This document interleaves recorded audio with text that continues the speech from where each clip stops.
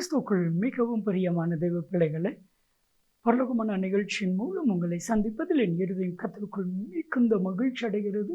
உங்கள் எல்லாரையும் இயேசு கிறிஸ்துவின் இன்ப இனி நாமத்தினாலும் கிராஸ் டிவி ஊழியங்கள் சார்பா என் அன்பின் வாழ்த்துக்கள்.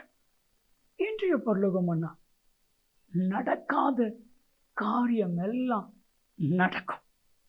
என் அன்பு தெய்வ பிள்ளைகளே, இன்னைக்கு உலகம் உங்களை பார்த்து இது நடக்கிற காரியமா, நீ சொல்கிறதெல்லாம் நடக்குமா அப்படின்னு நீங்கள் கேட்டாங்கன்னா நீங்கள் தைரியமாக பதில் சொல்லுங்கள்.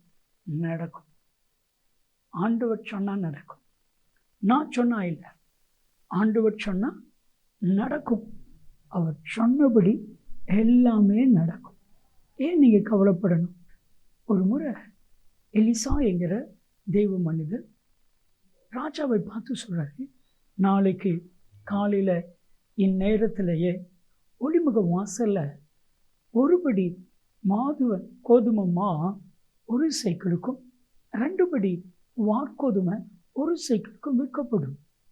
தேசத்தில் பஞ்சம், யார் இந்த பஞ்சத்திலிருந்து விடுதலையாக்க முடியும் அப்படிங்கிற ஒரு பெரிய பிரச்சனை.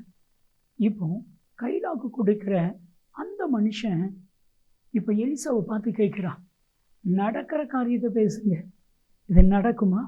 வானத்தின் மதகுகளை திறந்தாலும் இது நடக்காது. நடக்கிற காரியத்தை பேசுங்க. இன்னைக்கு உலகம் உங்களை பார்த்து அப்படி தான் சொல்லும். நடக்கிற காரியத்தை பேசு, நடக்காததை ஏன் பேசுகிற? இதெல்லாம் நடக்காது. உங்கள் கடன் பிரச்சனை அது மாறாது. உங்கள் குடும்பத்தில் இருக்கிற குழப்பம் அதெல்லாம் மாறாது. ஒரு சகோதரி சொன்னாங்க, இது நடக்காது பிரதர், யார் ரட்சிக்கப்பட்டாலும் என் கணவர் ரட்சிக்கப்பட மாட்டார். அப்படி சொல்கிறதுக்கு நீங்கள் யார்? என் கணவரை பற்றி எனக்கு நல்லா தெரியும். ஒரு காரியத்தை புரிஞ்சுக்கோங்க, உங்களுக்கு தெரிறதை காட்டிலும் ஆண்டவருக்கு அதிகமாக தெரியும். கத்த சொன்னபடியே அந்த குடிகார கணவனை கத்த மாற்றினார். ரட்சிக்கப்பட்டார், அபிஷேகம் பண்ணப்பட்டார், கத்தருக்காக ஊழியம் செய்ய ஆரம்பிச்சிட்டார். இப்போ அந்த சகோதரியை காட்டிலும் அதிகமாய் பரிசுத்தம், அதிகமாக ஜெபம், அதிகமாக வேதம், அதிகமாக ஆண்டவருக்கு என்ற ஓட்டதும் அவர் ஓடுறாரு. எப்படி நடக்குது? நீங்கள் சொன்னீங்களே நடக்காதுன்னு சொல்லி.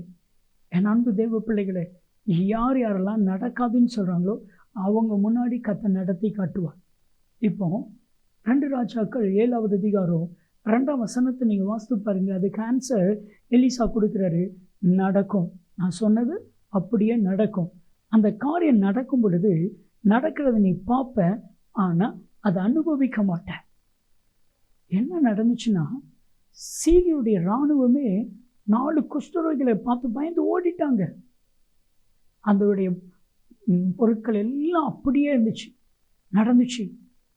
2 ராஜாக்கள் 7வது அதிகாரம் 18ஆம் வசனத்தில் ஒருபடி கோதுமை மாவு ஒரு சைக்கிளுக்கு விற்கப்பட்டுச்சு. 2 படி வார்கோதுமை ஒரு சைக்கிளுக்கு விற்கப்பட்டது. அந்த வேலைக்காரன் பார்க்குறான், நடந்துச்சு. ஆனால் அவனால் அனுபவிக்க முடியல. ஆண்டவர் சொன்னால் எல்லாம் நடக்கும். பாருங்க, ஜெயிலில் ஒரு பானபாத்திரக்காரனுடைய தலைவனுக்கு யோசிப்பு அர்த்தத்தை சொல்கிறான். ஆதியாகமம் 40வது அதிகாரம் 14லேருந்து 23 வரைக்கும். 3 நாளில் நீ விடுதலை ஆயிடுவ, ராஜ சமூகத்துக்கு போவ, மறுபடியும் உனக்கு இழந்த வேலை கிடைக்கும். இவன் நடக்குமா நடக்காத சிறைச்சாலையில் இருக்கிறான். நடந்துச்சு. இப்போ அந்த பானபாத்திரக்காரன் ராஜாவை பார்த்து சொன்னான். ஆதியாகமம் 41:13 யோசிப்புங்கிற மனிதன் இருக்கிறான். அவன் சொன்னபடி எனக்கு நடந்துச்சு. இன்னைக்கும் ஆண்டவர் என்ன சொல்கிறாரு அது நடக்கும். ஜெபிப்பீங்களா? அன்பின் தகப்பனே, இவங்க வாழ்க்கையில் நடக்காதுன்னு சொல்லி நினச்ச காரியம்லாம் நடக்கட்டும். இயேசுவின் நாமத்தில் ஜெபிக்கிறோம் ஜீவனுள்ள பிதாவே, ஆமென். நடக்காத காரியம்லாம் நடக்கும். நன்மையும் கிருபையும் ஆசீர்வாதங்களும் நிச்சயமாய் உங்களை தொடரும்.